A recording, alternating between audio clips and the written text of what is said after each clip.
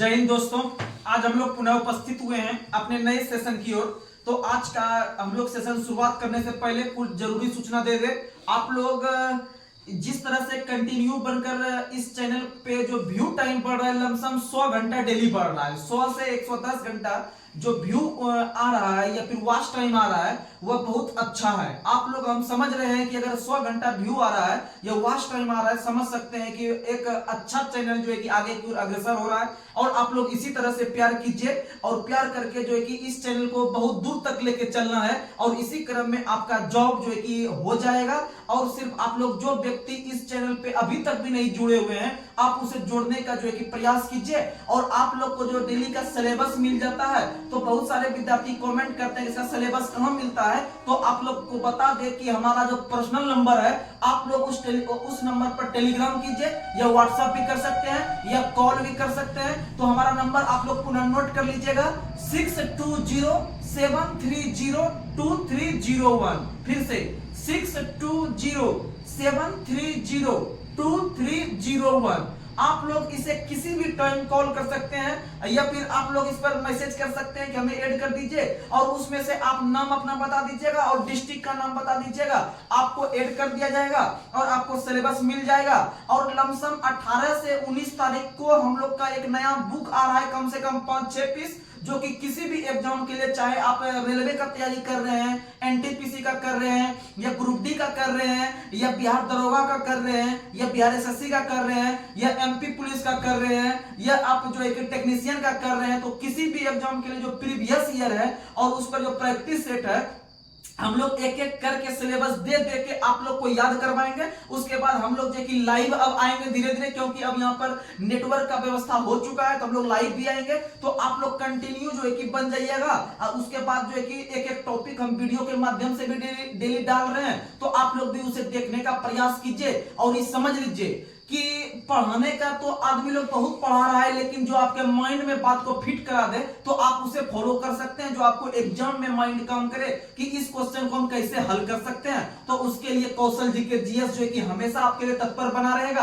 Please आप लोग इस चैनल को सब्सक्राइब अधिक से अधिक करवाइए और शेयर कीजिए। तो आइए, कोई बिना देर किए हुए हम लोग शुरुआत करते हैं। तो आज का पहला सवाल आप लोग बताइएगा, गॉडगिल फार्मूला का संबंध किस क्षेत्र से है? तो गॉडगिल फार्मूला का संबंध केंद्र और राज्य के बीच संबंध से है। केंद्र और राज्य के बीच संबंध। तो आप लोग को बता दें कि भारत जो है कि एक राज्यों का संघ है, जो कि हमारा अनुच्छेद 1 कहता है। अनुच्छेद 1 कहता है भारत एक राज्यों का संघ है। और भारत का जो संवैधानिक नाम मिलता है वह भारत और इंडिया मिलता है, भारत और इंडिया। और ये जो मिलता है सिर्फ अनुच्छेद 1 में। किस में मिलता है? अनुच्छेद 1 में। यानी भारत राज्यों का संघ है अनुच्छेद 1 के तहत। और भारत जो है कि इसका संवैधानिक नाम जो मिलता है, यानी इंडिया, दैट इज भारत, जो हमको मिलता है देखने के लिए, वह भी अनुच्छेद 1 में। और हमारा संविधान में तीसरा नाम भारत के बारे में कहीं नहीं मिलता है। आप हमारे संविधान में कहीं भी हिंदुस्तान नाम का जिक्र नहीं देखते होंगे, क्योंकि हिंदुस्तान नाम का जिक्र हमारे संविधान सभाओं के द्वारा कहीं भी नहीं किया गया है। सिर्फ 2 नाम याद रखिएगा, एक आपका भारत, एक आपका इंडिया। एक आपका भारत, एक आपका इंडिया। और हिंदुस्तान नाम जो दिया था वो मुस्लिम इतिहासकारों ने दिया था। किसने दिया था? मुस्लिम इतिहासकारों ने। तो याद रखिएगा, ये हो गया अनुच्छेद 1। अब बात करते हैं आपका गॉडगिल फार्मूला, जो कि केंद्र संबंध से है। तो केंद्र संबंध से संबंधित एक और समिति बहुत इंपॉर्टेंट है, जिसका नाम है सरकरिया आयोग। कौन सा आयोग? सरकरिया आयोग। सरकरिया आयोग का स्थापना केंद्र और राज्य संबंध में स्थापित करने के लिए 1983 में किया गया था। कब किया गया था? 1983। तो बहुत महत्वपूर्ण क्वेश्चन है, सरकरिया आयोग का गठन किस वर्ष किया गया था? 1983 में। और याद रखिएगा, केंद्र और राज्य के बीच सामंजस्य को स्थापित करने के लिए। और इसी तरह से केंद्र और राज्य के संबंध में एक और आयोग आता है, पुंछी आयोग। कौन सी आयोग? पुंछी आयोग। पुंछी आयोग का स्थापना 2007 में किया गया था। कब किया गया था? 2007 में। तो याद रखिएगा, गॉडगिल फार्मूला पूछे तो केंद्र संबंध, सरकरिया आयोग पूछे तो केंद्र संबंध, वही पुंछी आयोग पूछे तो केंद्र संबंध। ये याद रखने का कोशिश कीजिएगा। और केंद्र और राज्य के बीच जो संबंध को दर्शाता है, उसके लिए एक भाग पढ़ते हैं, भाग 11। भाग 11 में केंद्र संबंध है। भाग 11 में केंद्र संबंध। और केंद्र शासित प्रदेश का वर्णन है भाग 8 में। केंद्र शासित प्रदेश भाग 8 में। और राज्य का वर्णन है 6 में। राज्य का वर्णन 6 में। और संघ का वर्णन 5 5 में, संघ का वर्णन 5 में, और भाग 4 में डीपीएसपी, भाग 4 में डीपीएसपी, और भाग 4 के को में मूल कर्तव्य, भाग 4 के को में मूल कर्तव्य, और भाग 3 में मौलिक अधिकार, भाग 3 में मौलिक अधिकार, भाग 2 में नागरिकता, भाग 2 में नागरिकता, भाग 1 में संघ और राज्य क्षेत्र, संघ और राज्य क्षेत्र, याद रखिएगा। अगला क्वेश्चन आप लोग को बताना है, अगला क्वेश्चन आप लोग बताइए, आधुनिक एंटीसेप्टिक सर्जरी का जन्मदाता किसे कहा जाता है? Joseph Lister. किसे कहा जाता है? Joseph Lister. किसे कहा जाता है? और याद रखिएगा कि जो चीड़ फाड़ के जनक कहलाते हैं वो सुश्रुत कहलाते हैं। कौन कहलाते हैं? सुश्रुत, यानी जिसे हम लोग किताबी भाषा में कहते हैं भारतीय शल्य चिकित्सा का जनक, भारतीय शल्य चिकित्सा का जनक सुश्रुत को कहते हैं। और याद रखिएगा आधुनिक एंटीसेप्टिक सर्जरी या फिर प्लास्टिक सर्जरी के जो जनक कहलाते हैं वो कहलाते हैं आपके जोसेफ लिस्टर। कौन कहलाते हैं? Joseph Lister. और आप लोग को बता दें कि हमारे शरीर में कुल 8 प्रकार का ब्लड ग्रुप पाया जाता है। कितने प्रकार का? 8 प्रकार का। तो जिसमें से आप लोग को बता दें कि 4 पॉजिटिव में होता है, 4 निगेटिव में होता है। 4 पॉजिटिव में 4 निगेटिव। जैसे आप लोग पढ़ते हैं ओ पॉजिटिव, तो उसके बदले में एक होता है निगेटिव में ओ नेगेटिव। क्या होता है? O negative. जैसे पढ़ते हैं ए पॉजिटिव, तो दूसरा उसका फॉर्म पढ़ेंगे ए नेगेटिव। क्या पढ़ेंगे? ए नेगेटिव। उसी तरह से आप लोग पढ़ते होंगे ए बी पॉजिटिव, तो एक होता है आपका ए बी नेगेटिव। क्या होता है? A B negative. यानी 4 पॉजिटिव में लेना है, 4 नेगेटिव में लेना है। और इस ब्लड ग्रुप का जो खोज किया हुआ किया है कॉर्ड लैंडस्टीनर एवं बीनर, कॉर्ड लैंडस्टीनर एवं बीनर ब्लड ग्रुप का खोज किया है। और याद रखिएगा कि ब्लड ग्रुप का खोज कॉर्ड लैंडस्टीनर ने, लेकिन रक्त परिवहन का जो खोज किया है विलियम हार्वे ने, विलियम हार्वे ने। रक्त परिवहन का खोज विलियम हार्वे ने। लेकिन याद रखिएगा आरएच फैक्टर का जो खोज किया है यह किया है रिसस नाम के बंदर में, लैंडस्टीनर एवं बीनर ने। लैंडस्टीनर एवं बीनर में आरएच फैक्टर जिसका संबंध है रक्तदान से। किससे संबंधित है? रक्तदान से। रक्तदान से संबंधित आरएच फैक्टर, याद रखिएगा। अगला क्वेश्चन आप लोग को बताना है, उड़ीसा के किस जगह सुपर थर्मल पावर स्टेशन स्थित है? तलचर में। कहां स्थित है? तलचर में। सुपर थर्मल पावर जो स्थित है जहां से आपका ऊर्जा पैदा होता है उसे तलचर में स्थित है उड़ीसा के अंदर में। और याद रखिएगा कि उड़ीसा के अंदर में विभिन्न प्रकार का अभ्यारण्य है, जिसमें से है आपका चिल्का झील अभ्यारण्य। कौन सा अभ्यारण्य है? चिल्का झील अभ्यारण्य। उसके बाद याद रखिएगा गहिरमाठा वन्यजीव अभ्यारण्य। कौन सा? गहिरमाठा। उसके बाद याद रखिएगा करलापट। क्या याद रखिएगा? करलापट। क्या याद रखिएगा? करलापट। यानी ये सब जो अभ्यारण्य है वो कहां स्थित है? उड़ीसा में। कहां स्थित है? उड़ीसा। और आप लोग को बता दें कि उड़ीसा जो है कि बिहार से अलग हुआ था 1936 में। कब अलग हुआ था? 1936। और जब अलग हुआ था 1936 में तो उस समय उसकी राजधानी कटक हुआ करती थी। कहां हुआ करती थी? कटक। कटक से राजधानी हस्तांतरित होकर 1948 ईस्वी में भुवनेश्वर बनी। क्या बनी? भुवनेश्वर। और वर्तमान समय में कौन है? भुवनेश्वर। वर्तमान समय में कौन है? भुवनेश्वर। और याद रखिएगा प्रति वर्ष जो उड़ीसा दिवस या उत्कल दिवस मनाते हैं 1 अप्रैल को। कब मनाते हैं? 1 अप्रैल को। कब मनाते हैं? 1 अप्रैल। और याद रखिएगा उड़ीसा में ही एक जगह था कलिंग। कौन सा जगह था? कलिंग। और कलिंग की राजधानी तोसली थी। कलिंग की राजधानी कौन थी? तोसली। और कलिंग में एक महत्वपूर्ण शासक शासन करते थे जिसका नाम क्या था? कलिंग राजा खारवे। कलिंग राजा खारवे। और कलिंग राजा खारवे से संबंधित एक अभिलेख बहुत महत्वपूर्ण है जिसका नाम है हाथी गुम्फा अभिलेख। कौन सा अभिलेख? हाथी गुम्फा। और उसी हाथी गुम्फा अभिलेख में पहली बार भारतवर्ष का जिक्र मिलता है। किसका जिक्र मिलता है? भारतवर्ष का नाम जो मैंने इंडिया का नाम जो भारतवर्ष मिलता है वो हाथी गुम्फा अभिलेख में, जिसका संबंध कलिंग राजा खारवेल से है। और कलिंग का संबंध उड़ीसा से है। और उड़ीसा का पहले नाम उत्कल था। क्या नाम था? उत्कल। और उत्कल दिवस या उड़ीसा दिवस प्रतिवर्ष 1 अप्रैल, प्रतिवर्ष 1 अप्रैल। और कलिंग का राजा था, कलिंग का जो राजा था आपका कलिंग राजा खारवे। क्या नाम था? खारवे। जिसकी राजधानी तोसली। जिसकी राजधानी तोसली। बहुत महत्वपूर्ण क्वेश्चन है, याद रखिएगा।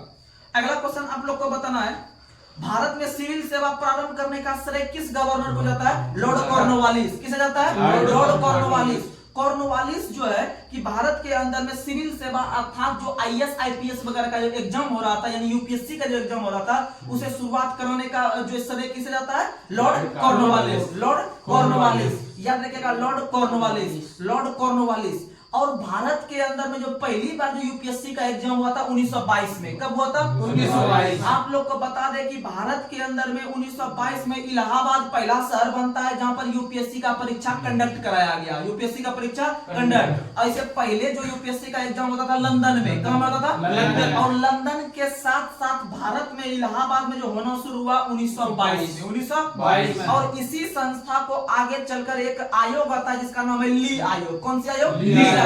ली आयोग के सिफारिश पर ही संघ लोक सेवा आयोग का स्थापना किया गया। ली आयोग आता है 1923-24 में। कब आता है? 1923-24 में ली आयोग आता है। ली आयोग के सिफारिश पर आगे चलकर 1926 ईस्वी में संघ लोक सेवा आयोग का स्थापना होता है, जो कि 1919 अधिनियम के तहत जो कि स्थापित किया जाता है। और याद रखिएगा 1919 के अधिनियम को हम लोग कहते हैं मॉन्टेग्यू चेम्सफोर्ड सुधार। क्या कहते हैं? मॉन्टेग्यू चेम्सफोर्ड सुधार। और मॉन्टेग्यू चेम्सफोर्ड सुधार जो आपका 1919 में लागू किया गया था ब्रिटेन के संसद के द्वारा, इसकी जांच करने के लिए आगे चलकर 1928 ईस्वी में साइमन कमीशन आता है। कौन आता है?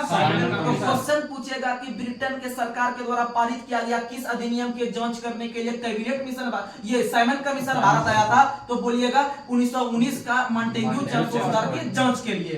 और मॉन्टेग्यू चेम्सफोर्ड सुधार की जांच के लिए जो साइमन कमीशन भारत आया था, इसका गठन किया गया था 8 नवंबर 1927 को। 8 नवंबर 1927 को लंदन में जो है कि आपका व्हाइटमैन कमीशन या फिर आपका साइमन कमीशन का गठन किया गया था। और इसमें जितने भी सदस्य थे, ये सभी के सभी अंग्रेज सदस्य थे। सभी के सभी अंग्रेज। और अंग्रेज जो होते हैं देखने में गोरे होते हैं। अंग्रेज जो होते हैं देखने में गोरे होते हैं, इसीलिए अर्थात व्हाइट होते हैं। क्या होते हैं? व्हाइट। इसीलिए इसमें जो सातों का सातों सदस्य था वह अंग्रेज था। कौन था? अंग्रेज। अर्थात अंग्रेज गोरे होते हैं या व्हाइट होते हैं, इसीलिए इस कमीशन को व्हाइटमैन कमीशन के रूप में भी पुकारा गया। व्हाइटमैन कमीशन के रूप में भी पुकारा गया। तो क्वेश्चन पूछेगा किस कमीशन को व्हाइटमैन कमीशन के रूप में जाना गया? तो साइमन कमीशन को। और साइमन कमीशन में कुल सदस्य की संख्या 7 थी। और उसका आने का जो तात्पर्य था या उसका जो कारण था आने का, वह था 1919 अधिनियम की जांच करना। 1919 अधिनियम की जांच करना।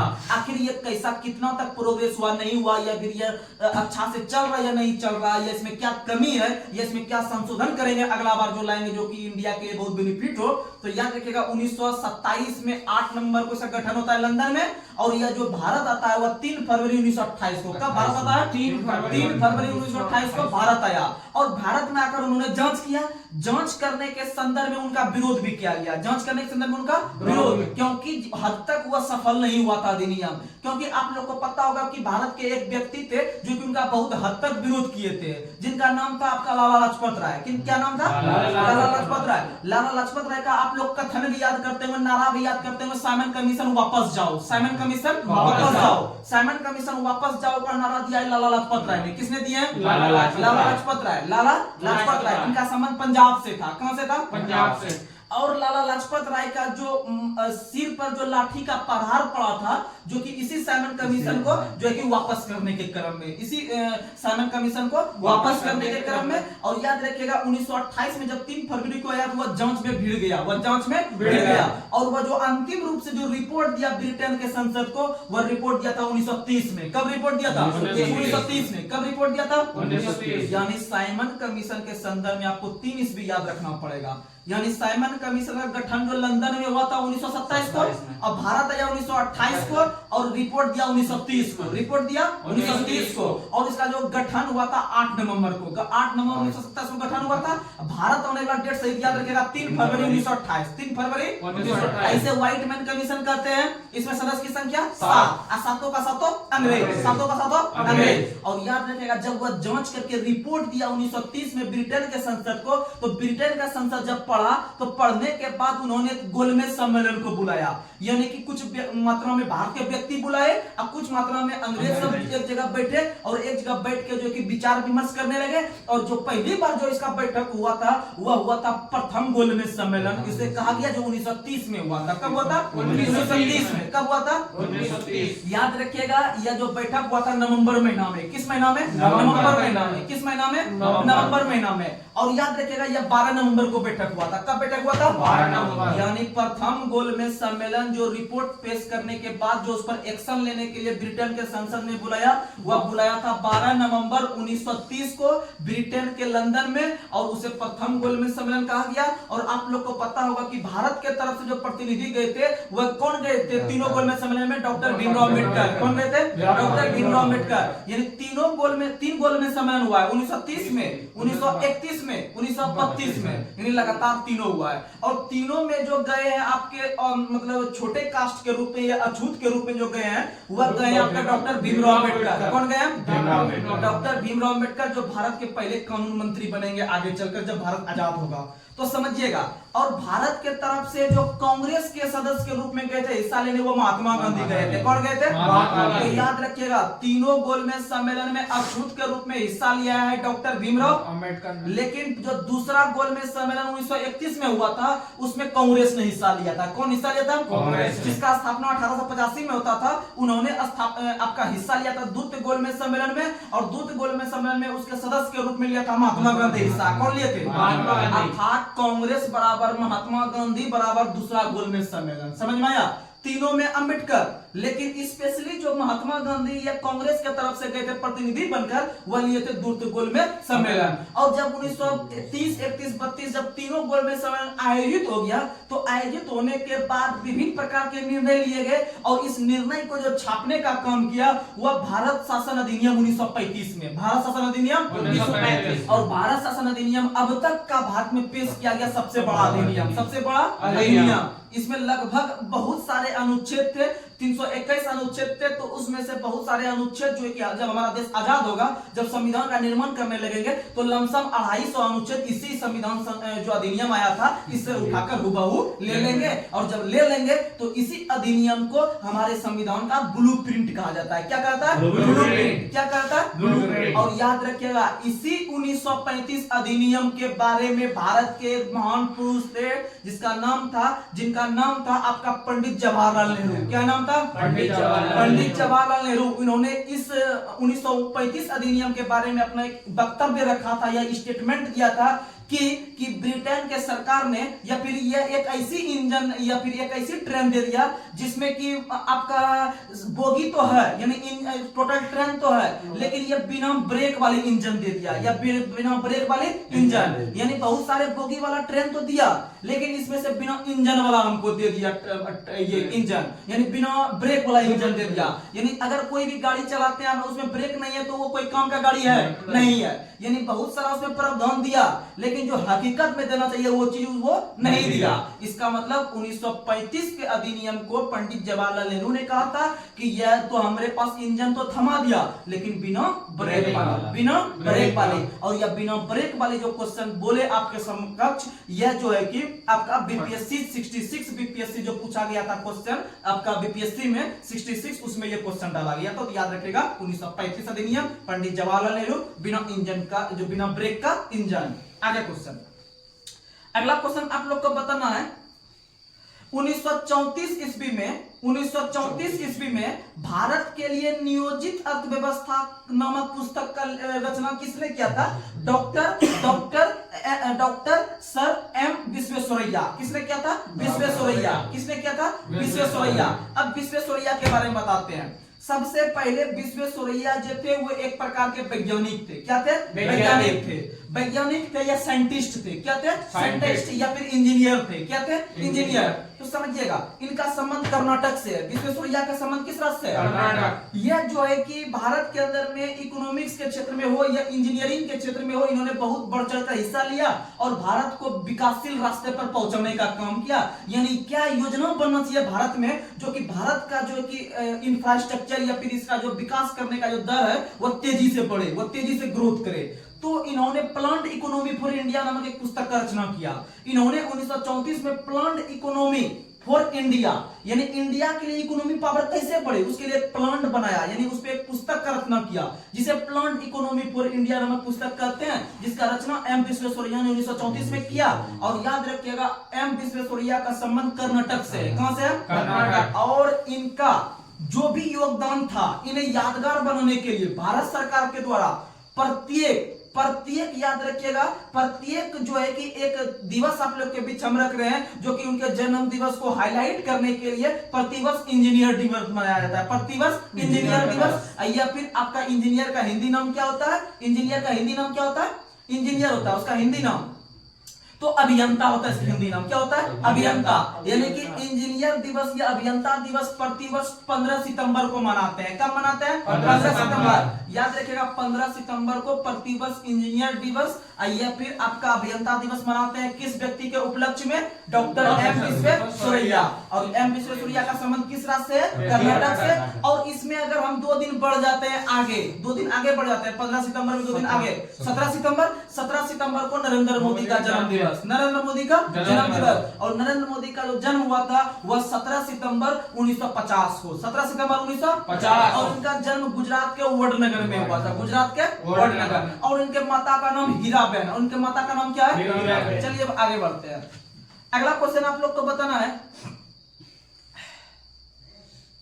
भारत में सबसे पहले जो मानसून प्रवेश करता है वह किस जगह प्रवेश करता है? वो अंडमान निकोबार में प्रवेश करता है। कहां प्रवेश करता है? अंडमान निकोबार में। अब यहाँ पर कंफ्यूजन वाला चीज है कि कोई अगर ऑप्शन में केरल रहेगा तो केरल टच कर देगा, अब कोई जो है कि अगर अंडमान निकोबार रहेगा तो अंडमान निकोबार जो है कि कोई टच करेगा, कोई नहीं करेगा। तो समझिएगा, भारत में सबसे पहले जो प्रवेश करता है मानसून वह प्रवेश करता है अंडमान में। कहां में करता है? और आप लोग को बता दें कि भारत में 2 प्रकार का जो है कि समुद्री तट है, एक पश्चिमी समुद्री तट, एक पूर्वी समुद्री तट। जो कि पूर्वी का तट आपका ये पश्चिम बंगाल आता है, उड़ीसा आता है, आंध्र प्रदेश आता है, तमिलनाडु आता है, अर्थात बंगाल की खाड़ी है, अर्थात बंगाल की खाड़ी। और आप लोग को बता दें कि बंगाल की खाड़ी में ही स्थित आपका अंडमान निकोबार है, बंगाल की खाड़ी में ही आपका अंडमान निकोबार स्थित है। और याद रखिएगा आपका जो पश्चिमी घाट है, जिसमें कि आपका केरल वगैरह है, गोवा है, केरल है, कर्नाटक है, महाराष्ट्र है, गुजरात है, ये सब है पश्चिमी घाट में।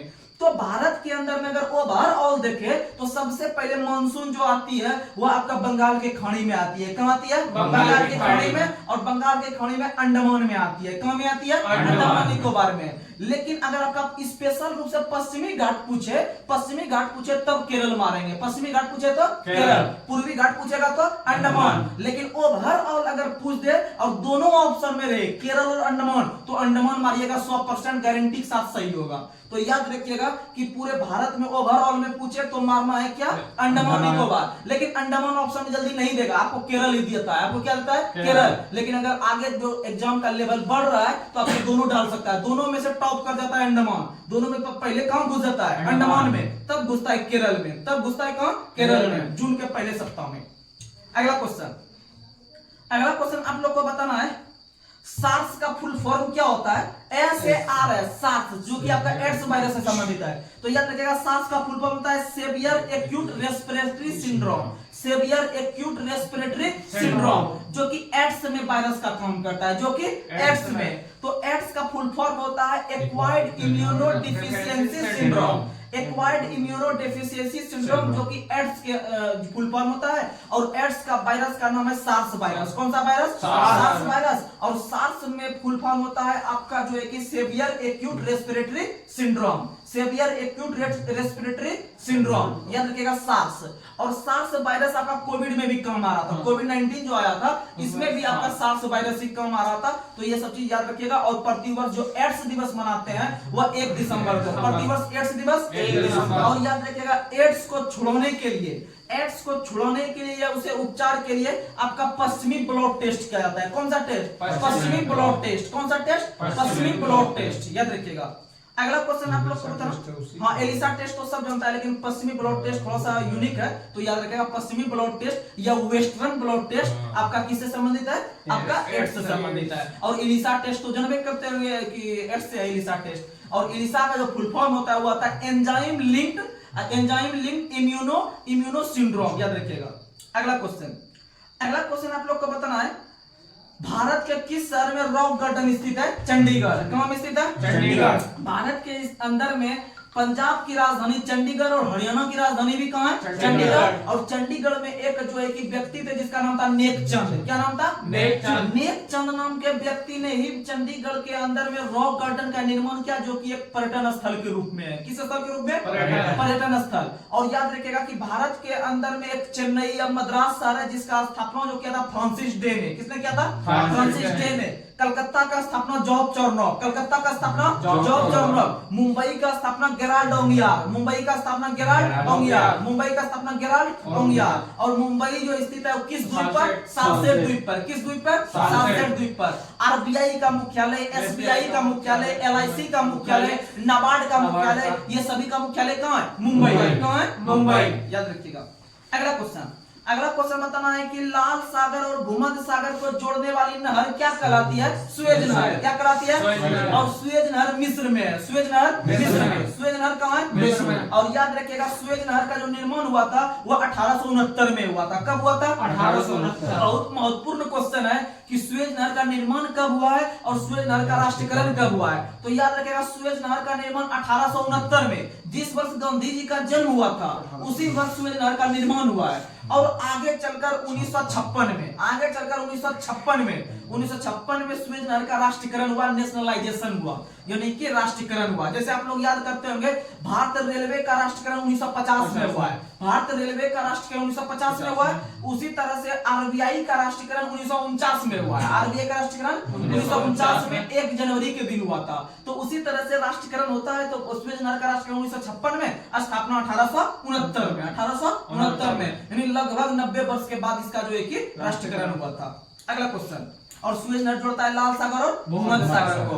और सुएज नहर है कहाँ? मिस्र में। और मिस्र को नील नदी का देन कहा जाता है। नील नदी का देन मिस्र को कहता है। और मिस्र की राजधानी काहिरा है। मिस्र की राजधानी काहिरा। और यह काहिरा नील नदी के किनारे बसा सबसे बड़ा शहर, नील नदी के किनारे बसा सबसे बड़ा शहर काहिरा। और काहिरा जो है कि आपका जो है कि मिस्र की राजधानी है। और मिस्र का पुराना नाम है इजिप्ट। क्या नाम है? इजिप्ट। मिस्र का पुराना नाम इजिप्ट, याद रखिएगा।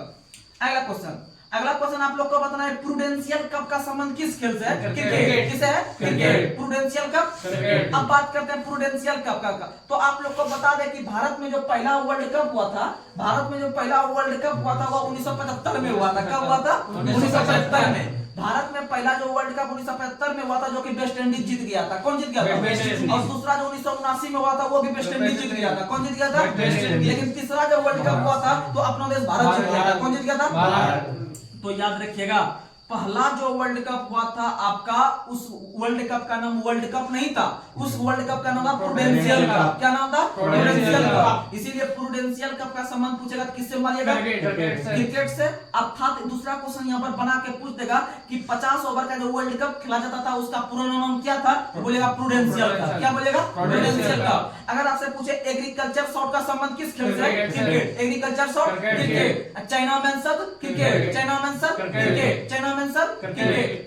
अच्छा, मार्केटिंग शब्द का संबंध किस खेल से? क्रिकेट। मार्केटिंग शब्द का संबंध क्रिकेट। मार्केटिंग शब्द क्रिकेट। अब मार्केटिंग बहुत को समझ में नहीं आया होगा, मार्केटिंग बहुत को समझ में नहीं होगा। आप लोग को पता होगा कि जैसे बॉलर बॉलिंग करने के लिए अपने क्रीज पर आते हैं यहाँ पर विकेट के पास फेंकने के लिए, तो क्या होता है कि इसका जो नन स्ट्राइक का बल्लेबाज होता है वो पहले निकल जाता है रन लेने के लिए पहले, यानी बॉल हाथ से छूटा भी नहीं है और जो है कि आपका यहाँ पर नन स्ट्राइक का बल्लेबाज पहले निकल जाता है। तो बॉलर अगर हाथ में बॉल है उसका तो नीचे जमीन में विकेट में सटा उसे आउट कर सकता था। जैसे रविचंद्रन अश्विन ने पहला शिकार किया था। रविचंद्रन अश्विन जो है आपका आर अश्विन भारत का स्पिनर है, उन्होंने जो कि पहली बार जो है कि इसका शिकार किया था, यानी पहली बार जो बैट्समैन को जो आउट किया था वो रविचंद्रन अश्विन ने इसी मार्केटिंग का प्रयोग करके। लेकिन एक बार जो है कि उसे शिकायत कर दिया जाता है कि ऐसा आप मत कीजिए नहीं तो आपको हम आउट कर देंगे अगला अगर आप दौड़िएगा फिर से। तो यानी कि हाथ में बॉल है ही मेरा और बहुत बार होता है कि आपका रनर दौड़ जाता है तो वो विकेट में से सटा दीजिए आप नीचे जड़ में तो वो आउट हो गया। वो क्या हो गया? आउट। इसी को कहते हैं मार्केटिंग आउट। और यह संबंध है क्रिकेट से। किस संबंध है? क्रिकेट से, याद रखिएगा।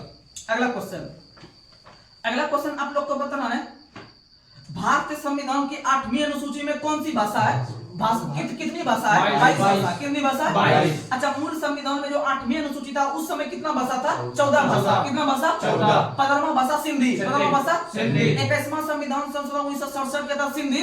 उसके बाद जो जोड़ा गया 3 भाषा, 9वां का नमक, नेपाली, मणिपुरी, कोकणी। यह जोड़ा गया कितवां संविधान संशोधन? ये जोड़ा गया 71वां संविधान संशोधन 1992। कब जोड़ा गया? 71वां 1992। उसके बाद जो जोड़ा गया 92वां संविधान संशोधन 2003 के तहत 4 भाषा, बोडमास यानी बोडो डोगरी मैथिली संथाली, बोडो डोगरी मैथिली संथाली। और कुल भाषा जो वर्तमान में है 22 भाषा। कितना भाषा? 22 भाषा। और इसमें अंग्रेजी भाषा कहीं भी नहीं है। और भारत का एक राज्य है नागालैंड जहाँ के राज्य की भाषा क्या है? अंग्रेजी। क्या है? अंग्रेजी। और याद रखिएगा अनुच्छेद 44 का संबंध है समान सिविल संहिता से। किससे संबंधित है?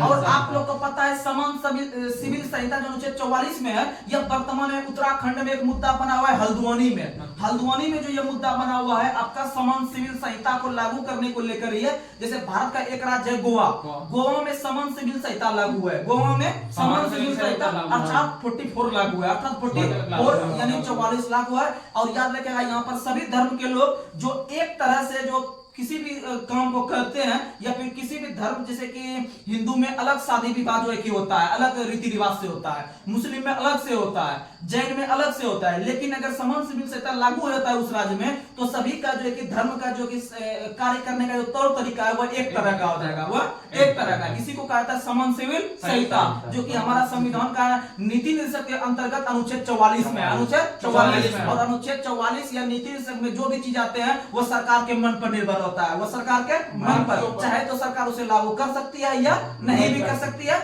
इसे हम लोग उसके लिए जो है कि किसी भी न्यायालय का जो है कि शरण नहीं ले सकते हैं। अगला क्वेश्चन, अगला क्वेश्चन आप लोग को बताना है अंतरराष्ट्रीय मुद्रा कोष का स्थापना कब हुआ है? 1944। अंतरराष्ट्रीय मुद्रा कोष का स्थापना 1944। और याद रखिएगा आप लोग को बता दे 1944 ईस्वी में एक सम्मेलन हुआ था जिसका नाम था ब्रेटन वुड्स सम्मेलन। कौन सा सम्मेलन? ब्रेटन वुड्स सम्मेलन। 1944 ईस्वी में ब्रेटन वुड्स सम्मेलन हुआ था। इसी के तहत दो अंतरराष्ट्रीय संस्था का निर्माण किया गया, पहला IMF, दूसरा आपका विश्व बैंक, दूसरा विश्व बैंक। और दोनों का जो स्थापना किया गया है ब्रेटन वुड्स समझौता के तहत, और विश्व बैंक का स्थापना 1944 में, विश्व बैंक का स्थापना 1944 में, और IMF यानी अंतरराष्ट्रीय मुद्रा कोष का स्थापना 1945 में, अंतरराष्ट्रीय मुद्रा कोष 1945 में। यानी पहले मारना है विश्व बैंक 44 में। देखिएगा पहले का बुक जो है ना दोनों को 1945 से लिखता था, लेकिन याद रखिएगा विश्व बैंक का स्थापना 1944 में हुआ है, विश्व बैंक का स्थापना 1944 में, और IMF 45, और IMF 45, IMF का हुआ है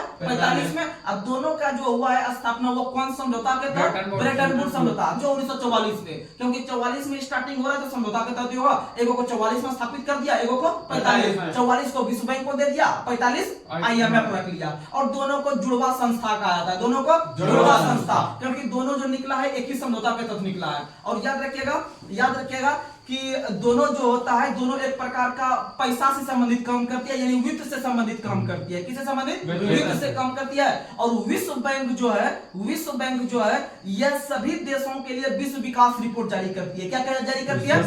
विश्व विकास रिपोर्ट, विश्व विकास रिपोर्ट। और विश्व विकास रिपोर्ट जारी करने वाली सबसे बड़ी संस्था है विश्व बैंक। उसी तरह से मानव विकास रिपोर्ट जारी करने वाली संस्था है UNDP। कौन सी है? UNDP। मानव विकास रिपोर्ट UNDP, विश्व विकास रिपोर्ट आपका विश्व बैंक, विश्व विकास रिपोर्ट विश्व बैंक, यानी विश्व में विश्व लगा देना है, विश्व विकास रिपोर्ट विश्व बैंक।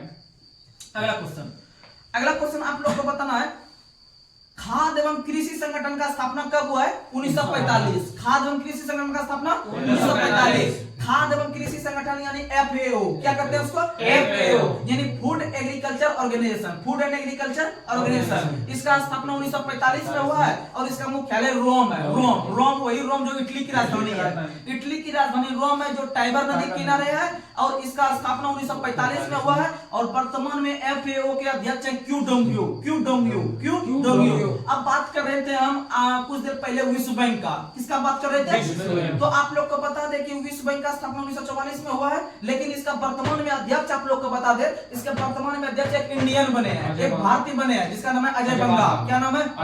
अजय बंगा 14वें नंबर के बने हैं। कितने नंबर के? 14वें नंबर के। और याद रखिएगा इससे पहले जो थे वह थे डेविड मालपास, वो 13वें नंबर के, वो कितने नंबर के? 13वें नंबर के, याद रखिएगा।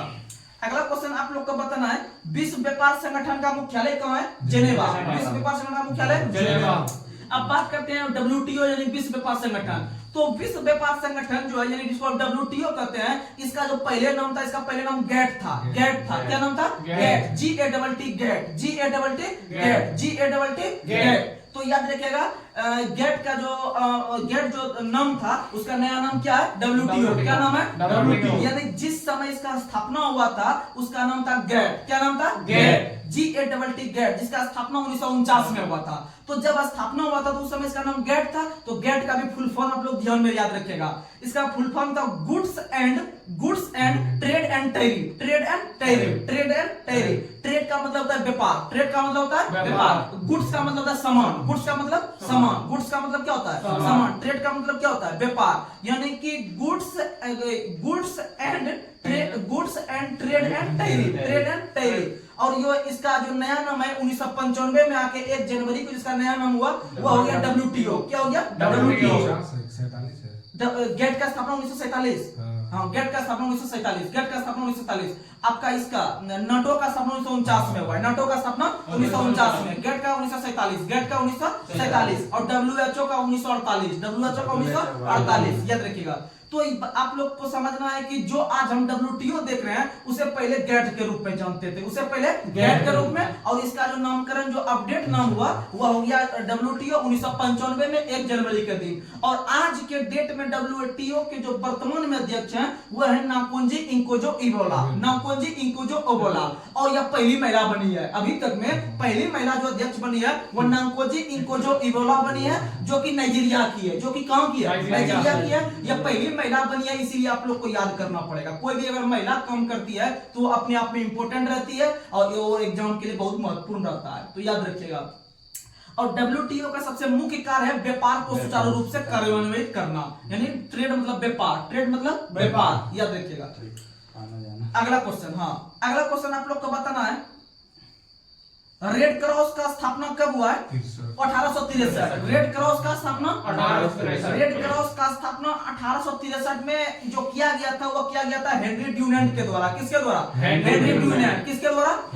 और रेड क्रॉस का सबसे मुख्य काम है आपका जितना भी आपका चिकित्सा ग्रस्त लोग है या फिर जिसे चिकित्सा की जरूरत है उसे जो है कि आपका मुहैया करवाना। क्या करवाना? मुहैया, यानी डॉक्टरी सहायता उपलब्ध करवाना। सीधा समझिए, डॉक्टरी सहायता उपलब्ध करवाना रेड क्रॉस का सबसे मेन काम है। और रेड क्रॉस का स्थापना 1863 में हेनरी ड्यूनेंट के द्वारा। किसके द्वारा? Henry Dunant. और रेड क्रॉस का मुख्यालय कहां है? जेनेवा। कहां है? जेनेवा। अच्छा, आप लोग बताइए यूनेस्को का स्थापना कब हुआ है? यूनेस्को का स्थापना 1945 में। यूनेस्को का स्थापना 1945। देखिएगा यहाँ कंफ्यूजन होता है, आप लोग थोड़ा ध्यान से समझिएगा। एक होता है यूनेस्को, एक होता है यूनिसेफ। एक होता है यूनेस्को, एक होता है यूनिसेफ। दोनों का स्थापना बस आप लोग को याद करा देते हैं, थोड़ा ध्यान से समझिएगा। तो यूनेस्को में जो लास्ट में आता है आपका अक्षर कौन आता है? ओ। क्या आता है? ओ। यूनेस्को में लास्ट में ओ। और आप लोग को पता होगा कि आप लोग जब याद करते होंगे अल्फाबेट तो ओ का कोड होता है 15। कितना होता है? 15। ओ का कितना होता है? 15। और 15 का जो इकाई डिजिट होता है वो होता है 5। क्या होता है? 5। यानी कि 1945। 1945 यानी यूनेस्को का स्थापना 1945, क्योंकि ओ 15 इसका इकाई डिजिट लेंगे 5 यानी 1945। अब बात करते हैं यूनिसेफ का। बात करते हैं यूनिसेफ। तो यूनिसेफ का लास्ट में कौन सा अक्षर आया? एफ। क्या है? एफ। एफ का कोड 6। एफ का कोड 6। और उसका ईस्वी का इकाई डिजिट कितना लेंगे? 6 यानी 1946। 1946 यानी यूनेस्को का मुख्यालय पेरिस। यूनेस्को का मुख्यालय Paris. UNICEF New York. UNICEF New York. UNICEF New York. UNICEF New York. और यूनेस्को पेरिस, और पेरिस यानी लियोन्स में स्थित है। पेरिस के लियोन्स में, याद रखिएगा। और यूनिसेफ जो काम करता है वो बच्चा पे काम करता है। किस पे काम करता है? बच्चा पे। और यूनेस्को काम करता है राष्ट्रीय धरोहर पे, यानी बड़ा बड़ा पर्यटन स्थल वगैरह हो गया, जैसे इंडिया के अंदर में ताजमहल है, आपका जो है कि ये चार मीनार है, ये सब जो आपका रक्षा का काम करता है वो करता है यूनेस्को। और आपका जो है कि यूनिसेफ का जो काम करता है वह बच्चा पे काम करता है, कि जो भी गरीब असहाय अनाथ बच्चा है उसको कैसे डेवलप करे, उसे जो है कि यूनिसेफ, यानी कि बच्चा को सेव करने के लिए यूनिसेफ को बनाया। बच्चा को सेव करने के लिए यूनिसेफ को बनाया। बच्चा को सेव करने के लिए यूनिसेफ को बनाया। और हाँ, और याद रखिएगा UNESCO Paris. UNESCO Paris. UNESCO Paris. अगला क्वेश्चन आप लोग को बताना है, एमनेस्टी इंटरनेशनल का मुख्यालय कहाँ है? लंदन। कहाँ है? London. Amnesty international London. Amnesty international मुख्यालय लंदन। और इसका स्थापना 1961 में हुआ है। कब हुआ है? 1961 में। कब हुआ है? और याद रखिएगा, गुट निरपेक्ष आंदोलन की जो पहली बैठक हुई थी, जिसको हम लोग नाम कहते हैं, NAM नाम, गुट निरपेक्ष आंदोलन का जो पहली बैठक हुआ था वह भी हुआ था 1961 में। कब हुआ था? 1961 बेलग्रेड में हुआ था। कहां हुआ था? बेलग्रेड। अब बात करते हैं बेलग्रेड का। तो बेलग्रेड जो है सर्बिया की राजधानी है। सर्बिया की राजधानी, सर्बिया की राजधानी बेलग्रेड है। और सर्बिया को की राजधानी जो बेलग्रेड है उसे हम एक उपनाम से जानते हैं, श्वेत शहर के नाम से। श्वेत शहर, श्वेत शहर के नाम से बेलग्रेड को जानते हैं। वहीं पर जो है नेहरू, नासिर, टिटो वगैरह के द्वारा मिलकर गुट निरपेक्ष का गठन किया गया था। और जो है कि इसकी पहली बैठक जो होता है बेलग्रेड में 1961 में, याद रखिएगा।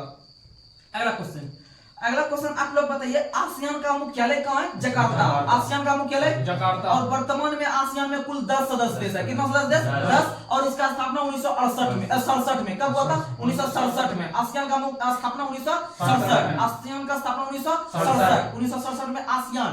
NATO 1949, gate 1947, gate 1947। और याद रखिएगा आपका एक और संस्था है जिसका नाम है आपका आसियान। आसियान का स्थापना 1967, आसियान 1967।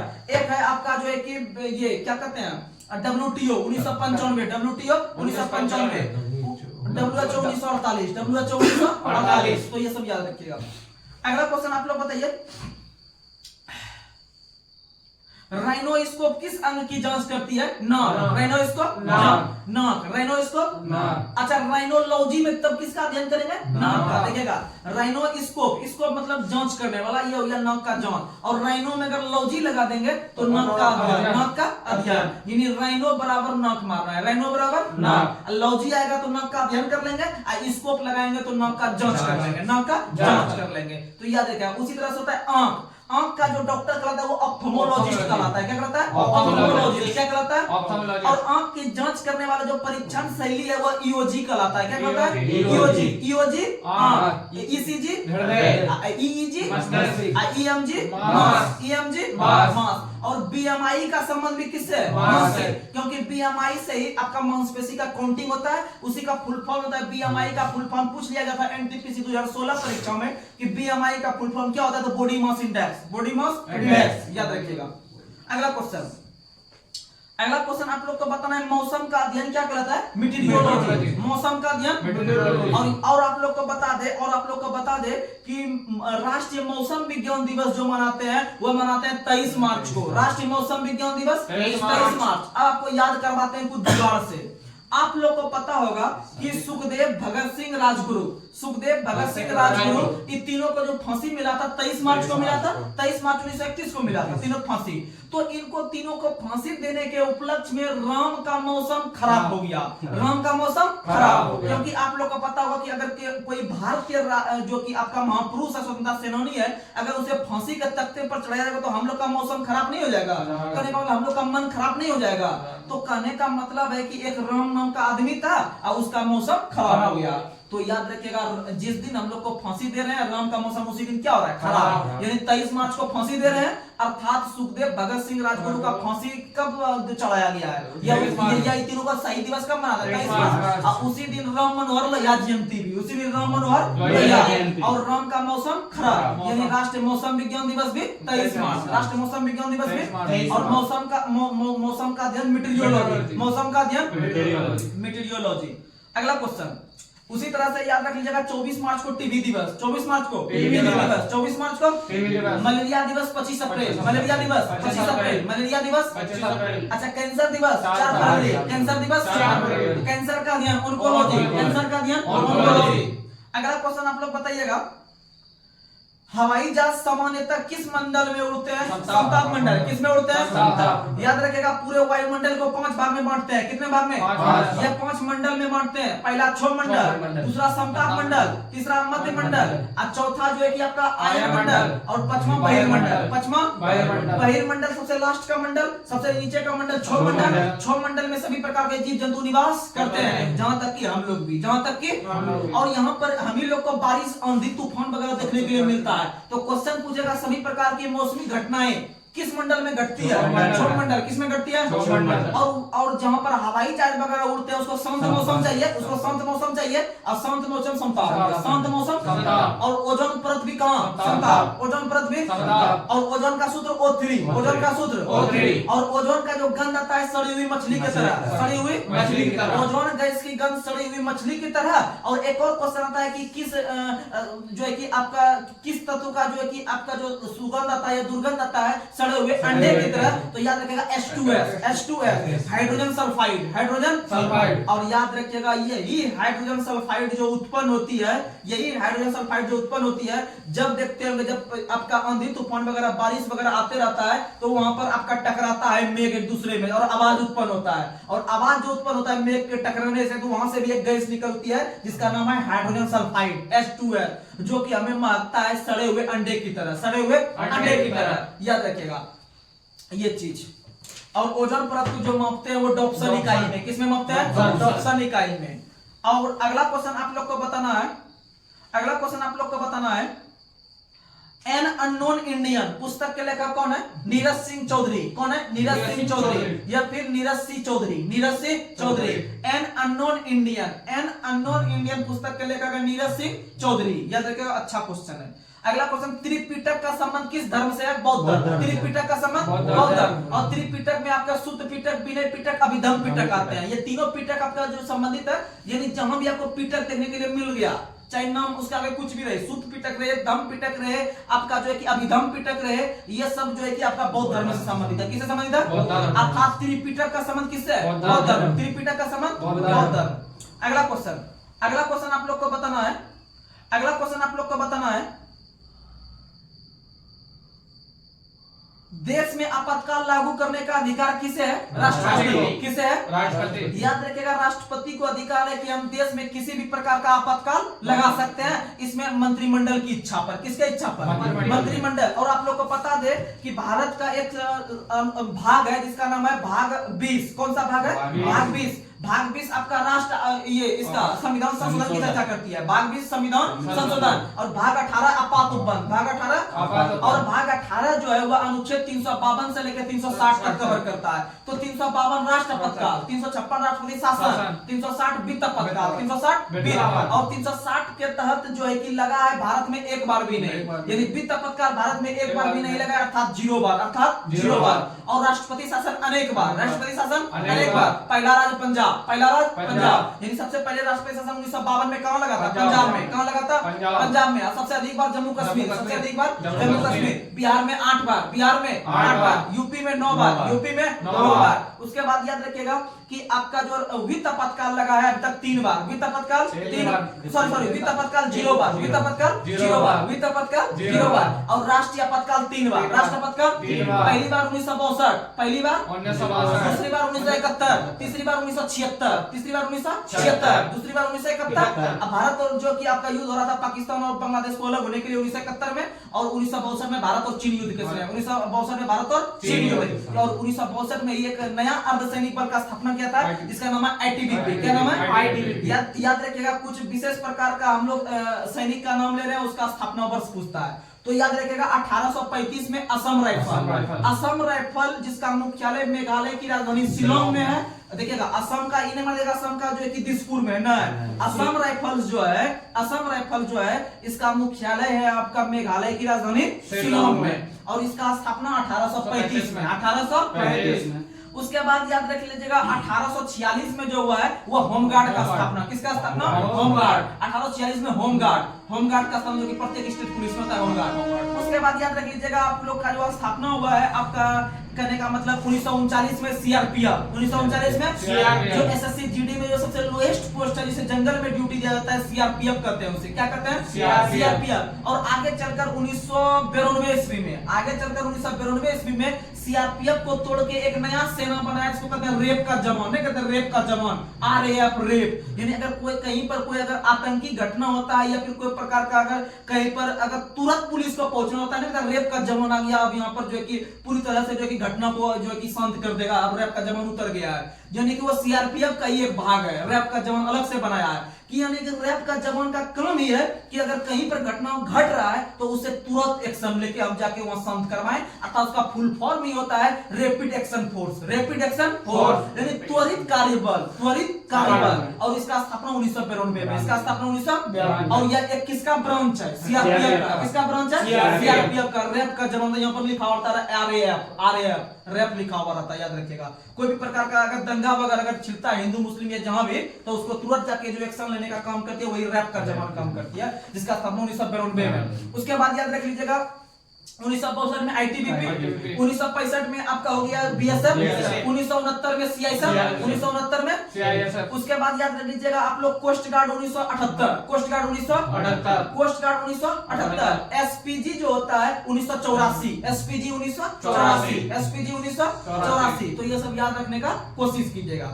अगर हम बात करते हैं कि भारत में बहुत प्रकार के गुप्तचर संस्था है, भारत में बहुत प्रकार की गुप्तचर संस्था जैसे कि सीबीआई, आईबी, सीआईडी, रॉ, ये सब जो है कि गुप्तचर संस्था, इसका भी स्थापना पूछता है। तो याद रखिएगा सबसे पहले स्थापना आईबी का हुआ है, इंटेलिजेंस ब्यूरो, खुफिया विभाग। तो आईबी का स्थापना 1887 में हुआ है, आईबी का स्थापना 1887। उसके बाद याद रखिएगा सीआईडी, सीआईडी का स्थापना 1920 में, सीआईडी का स्थापना 1920 में, सीआईडी का स्थापना 1920 में, यानी कि ये क्रिमिनल को पकड़ने का काम करती है।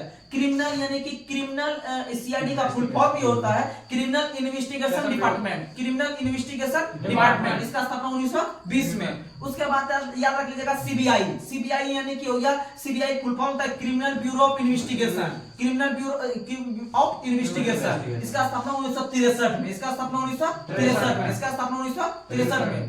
सीबीआई का फुल फॉर्म होता है central bureau of investigation, CBI का फुल फॉर्म होता है सेंट्रल ब्यूरो ऑफ इन्वेस्टिगेशन, यानी केंद्र अन्वेषण ब्यूरो, केंद्र अन्वेषण ब्यूरो। और सीआईडी का बताए क्रिमिनल इन्वेस्टिगेशन डिपार्टमेंट 1920, और सीबीआई 1963, और 63 में अगर हम 5 वर्ष जोड़ेंगे तो 1968 मिलेगा। 1968 में रॉ, 1968 में raw, RAW raw, research and analysis wing, research and analysis wing. और आगे चलकर जो मिलेगा हमको, आगे चलकर जो हमको मिलेगा, आगे चलकर जो मिलेगा हमको 1987 में, और 1987 में मिलेगा एनसीबी। क्या मिलेगा? एनसीबी, यानी narcotics control bureau, narcotics control. आप लोग को पता होगा कुछ दिन पहले आपका आमिर खान का जो उसमें बेटा जो फंसा हुआ था, उसमें आर्यन खान नाम था ना, शाहरुख खान का जो बेटा था आर्यन खान, वो फंसा हुआ था। तो उस पर एनसीबी जांच कर रहा था, जो कि वो बहुत प्रकार के जो कि आपका तस्करी कर रहा था, जो कि वो मतलब नशा वाला चीज जो कर रहा था, तस्करी। तो उसमें एनसीबी पकड़ा था, नारकोटिक्स कंट्रोल ब्यूरो, जिसका स्थापना 1987 में हुआ है। उसके बाद आपका है एनआईए। क्या है? एनआईए। एनआईए जो है वो 2008 में स्थापना हुआ है। एनआईए का स्थापना 2008 में, एनआईए का स्थापना 2008 में मुंबई दंगा सबके समय हुआ था। एनआईए का स्थापना याद रख लीजिएगा, जो कि 26/11 मामला देखा। चलिए अगला क्वेश्चन आप लोग को बताना है कि कौन सा रक्त समूह सार्वत्रिक रक्तदाता होता है? O negative. क्या होता है? O negative. आप लोग को बता दें कि जो सार्वत्रिक रक्तदाता होता है यानी कि डोनर होता है। जैसे आप लोग को बता दें, अगर कोई भी व्यक्ति किसी भी दुर्घटना स्थल पर दुर्घटना हो गया, उनसे ब्लड की जरूरत है, उन्हें क्या होता है, हम लोग का प्राथमिक काम है कि उसे उठाकर हम लोग हॉस्पिटल में लेके चले और हॉस्पिटल उसे प्राथमिक उपचार कराए, और वहां डॉक्टर बताता है कि इन्हें सख्त ब्लड की जरूरत है, इन्हें सख्त ब्लड की जरूरत है, इसका व्यवस्था कीजिए। तो सबसे पहला काम होता है कि अगर सरकारी हॉस्पिटल में ले गए हैं तो वहां पर डॉक्टर ही अपने द्वारा उसको ब्लड चढ़ाता है फ्री में। जब उसे फ्री में चढ़ाता है तो डॉक्टर के पास उतना समय नहीं होता है कि उसका हम ब्लड ग्रुप चेक करें। अगर ब्लड ग्रुप चेक करने में अपना समय दे देगा तो शायद वो जो है कि उसको और दिक्कत में पड़ जाएगा रोगी, जो भी वो है व्यक्ति जो दुर्घटना हुआ है वो दिक्कत में पड़ जाएगा, उसका जान भी जा सकता है अगर लेट हो जाएगा ज्यादा। तो इसीलिए डॉक्टर का सबसे मुख्य काम होता है कि बिना ब्लड ग्रुप को चेक किए हम उसे ओ नेगेटिव चढ़ा दे। क्या चढ़ा दे? O negative. क्योंकि ओ नेगेटिव जो होता है वो आपका सर्वाधिक दाता होता है, यानी कि वो सब में फिट कर जाएगा, वो सब में फिट कर जाएगा। यानी मेरा अगर ब्लड ग्रुप ए पॉजिटिव है तो हम भी ले लेंगे, अगर इनका ओ नेगेटिव है तो ये भी ले लेगा, अगर आपका ए पॉजिटिव है आप भी ले लीजिएगा, अगर यहाँ पर ओ नेगेटिव है यानी कोई भी ले सकता है आपका ओ नेगेटिव, कोई दिक्कत नहीं है। ए बी और ओ तो समझिएगा, एक होता है ए बी होता है सर्वग्राही, ए बी होता है सर्वग्राही, और ओ नेगेटिव होता है सर्वदाता, ओ नेगेटिव होता है सर्वदाता। तो क्वेश्चन पूछेगा कि निम्न में से किस ग्रुप का खून किसी भी व्यक्ति को दिया जा सकता है? ओ नेगेटिव, क्योंकि वो सर्वदाता है। वो क्या है? सर्वदाता है। और सर्वग्राही है ए बी, सर्वग्राही है ए बी, सर्वग्राही है ए बी। देखिएगा ओ नेगेटिव ओ पॉजिटिव दो प्रकार का ब्लड ग्रुप होता है सिर्फ ओ कैटेगरी में। ओ कैटेगरी में जो होता है दोनों में से जो सर्वाधिक दाता है वह ओ नेगेटिव बेस्ट है, वो ओ नेगेटिव बेस्ट है, वो ओ नेगेटिव बेस्ट है। और ओ में जो ब्लड ग्रुप में पाया जाता है वो एंटीबॉडी पाया जाता है। ओ में क्या पाया जाता है? एंटीबॉडी। इसमें एंटीजन नहीं पाया जाता है, एंटीजन एबी में पाया जाता है। एंटीजन किसमें पाया जाता है? इसमें एबी में पाया जाता है। यानी एंटीबॉडी ओ में, एंटीबॉडी ओ में, एंटीबॉडी ओ में, और एंटीजन एबी में, एंटीजन एबी में। याद रखिएगा। अगला क्वेश्चन आप लोग को थोड़ा सा जुगाड़ करने के लिए हम बता देते हैं।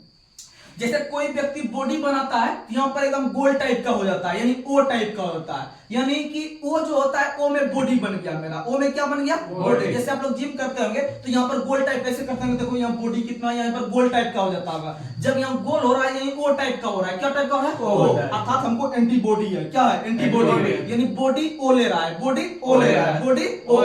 जब बॉडी एंटीबॉडी ओ ले लिया तो एंटीजन ए भी लेगा। एंटीजन क्या लेगा? ए भी। यानी ए को जुगाड़ फिट कीजिए, दूसरा ऑलरेडी निकल जाएगा। तो आप ध्यान से समझिएगा। और जो ये ओ जो निकला या किसी को भी जो है कि आपका किसी मतलब बल से किसी को जो है कि दे सकता है फाइट। जब किसी को दे सकता है तो यही ओ दे सकता है, अर्थात ये सर्वदाता है। ये क्या है? सर्वदाता। क्या है? सर्वदाता। यानी जिसके पास बॉडी है तभी ना जो है कि आप किसी को दे सकते हैं। यानी आप 2-4 फाइट जब मार होगा आप जाके उसको दे सकते हैं, तो ओ नेगेटिव हो गया।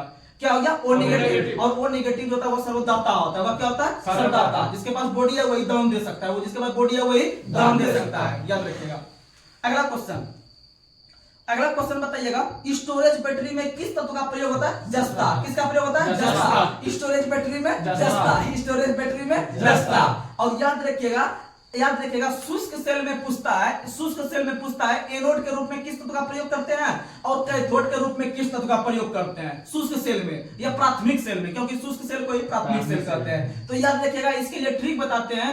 एक को एक नहीं को कहानी के माध्यम से बोलते हैं, एक बटन दो काज, एक बटन दो काज, एक बटन दो काज बोलते हैं। बस अगर इतना हो जानते हैं तो समझिए कहानी क्लियर है, याद हो जाएगा। तो एक को एक यानी एनोड के रूप में जो करते हैं वो कार्बन का प्रयोग, एनोड के रूप में कार्बन, एनोड का रूप में कार्बन। और एक से निकल गया एक तत्व हो गया एनोड जो है कि कार्बन यूज कर लिए।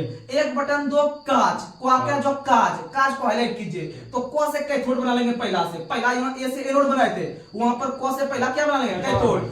क्वा का जो काज, जो से जस्ता यानी एनोड के रूप में कार्बन, क्वा का जो काज यानी कि कैथोड के रूप में जस्ता, कैथोड के रूप में जस्ता। और एनोड जो होता है वो प्लस को दिखाता है, एनोड जो होता है प्लस को, कैथोड माइनस को। और एनोड से विभिन्न प्रकार की धारा बढ़ सकती है, एनोड से विभिन्न प्रकार की धारा बढ़ सकती है और कैथोड से एक दिशा में, याद रखिएगा। अगला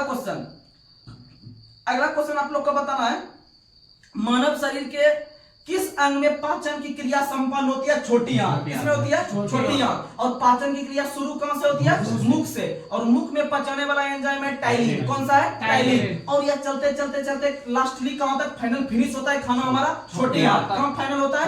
छोटी आंत। और छोटी आंत में फाइनल होने के बाद जो है कि आपका बाहर कर दिया जाता है, आपका अवशोषण करके। उसके बाद अगला क्वेश्चन आप लोग को बताना है, मोटर चालक में पीछे की ओर देखने के लिए कौन सा दर्पण प्रयोग होता है? उत्तर। पीछे की ओर उत्तर। अच्छा, गाड़ी के हेडलाइट में अवतल, गाड़ी के हेडलाइट में अवतल, सर्च लाइट में भी अवतल, देखने में उत्तर, याद रखिएगा। और आंख कान नाक के डॉक्टर के द्वारा अवतल। कौन सा? अवतल। आंख कान नाक अर्थात चिकित्सक के द्वारा अवतल। और याद रखिएगा, प्रतिवर्ष जो चिकित्सक दिवस मनाते हैं 1 जुलाई को। कब मनाते हैं? 1 जुलाई को। आप लोग को पता होगा कि डॉक्टर विद्याचंद्र राय, डॉक्टर बीसी राय या डॉक्टर विद्याचंद्र राय के जयंती पे हम लोग प्रतिवर्ष 1 जुलाई को मनाते हैं चिकित्सक दिवस। क्या मनाते हैं? चिकित्सक दिवस। और यही बीसी राय पश्चिम बंगाल के मुख्यमंत्री भी रहे हैं, इसका संबंध मुख्यमंत्री से भी है। और इसे 1972 में भारत रत्न भी दिया गया था, इसे 1972 में भारत रत्न भी दिया गया है। आपका बीसी राय को इसका संबंध है आपका कलकत्ता से। और इनके जन्म दिवस को प्रतिवर्ष 1 जुलाई को हम लोग चिकित्सक दिवस या डॉक्टर दिवस के रूप में मनाते हैं। तो आइए आज का लास्ट सवाल आप लोग बताइएगा।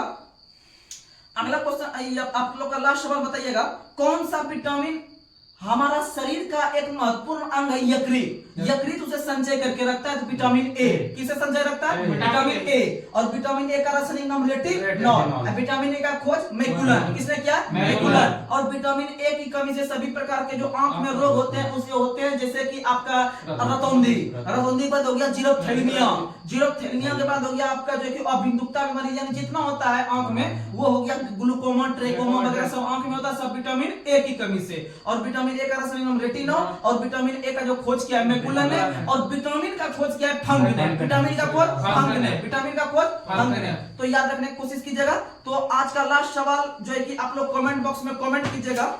आज का लास्ट सवाल आप लोग कमेंट बॉक्स में कमेंट कीजिएगा कि किस वैज्ञानिक ने प्लवन का नियम दिया, अर्थात तैरने का नियम। तो आप लोग इस जवाब का कमेंट में आप लोग उत्तर दीजिएगा। मेरा क्वेश्चन एक बार पुनः सुन लीजिएगा कि किस वैज्ञानिक ने प्लवन का नियम दिया है, या जो है कि आपका तैरने का नियम दिया है, या फिर उस पर मतलब पानी से संबंधित नियम दिया है। तो आप लोग इसे कमेंट बॉक्स में कमेंट करके उत्तर का जवाब दीजिएगा। आपका जवाब हम देखते हैं, भले नाम नहीं ले रहे हैं लेकिन देखते जरूर हैं, और देख के आपका रिप्लाई हम जरूर देते हैं। किसका जवाब कैसा आप लोग को रिप्लाई मिल जाता होगा, आप लोग कमेंट बॉक्स में देख सकते हैं। तो और कहीं भी अगर किसी प्रकार का दिक्कत हो तो आप कमेंट बॉक्स में कमेंट कीजिएगा कि यहाँ पर कमी हो रहा है या यह सब क्वेश्चन गलत हो गया, तो आपको इस पर सुधार कर दिया जाएगा। और मात्र 4 से 5 दिन अर्थात 18 से 19 तारीख से आपको एक और अच्छा से सिलेबस मिल जाएगा, जो कि किसी अच्छा ऐसा बुक जो है कि आपके पास हम रखेंगे और उसे सिलेबस देंगे, और आप लोग इतना मेहनत कीजिएगा, इतना मेहनत कीजिएगा, इतना कमांड बन जाएगा आपको सब बुक पे कि रिजल्ट अपने आप होना तय है। क्योंकि आप लोग को पता होगा कि हाल ही में रेलवे ने भी कैलेंडर जारी किया है, और वर्ष में 4 एग्जाम होगा उनका। वर्ष में 4 एग्जाम होगा, आपका ग्रुप डी का होगा, एनटीपीसी का होगा, ड्राइवर का होगा, टेक्नीशियन का होगा, यानी 4 एग्जाम इस साल होने वाला है। जो भी फॉर्म भरे हैं या भरने वाले हैं तो समझ लीजिए कि अपने दिन और रात को दुगुना कर दीजिए पढ़ाई करने में, दुगुना चौगुना जितना कर सकते हैं आप पढ़ सकते हैं, और आप रिजल्ट ले सकते हैं। अभी आपके पास मौका है, बस इस मौका को आप लोग बेकार नहीं जाने दीजिएगा, बस हम यही कहेंगे। और मेरा सपोर्ट हमेशा रहेगा। किसी भी क्षेत्र में आपको कोई भी विषय में प्रॉब्लम हो, यहां तक कि मैथ रीजनिंग में अगर प्रॉब्लम हो तो आप लोग डायरेक्ट व्हाट्सएप कर सकते हैं, आपको सॉल्यूशन मिल जाएगा। धन्यवाद, आज यहीं तक।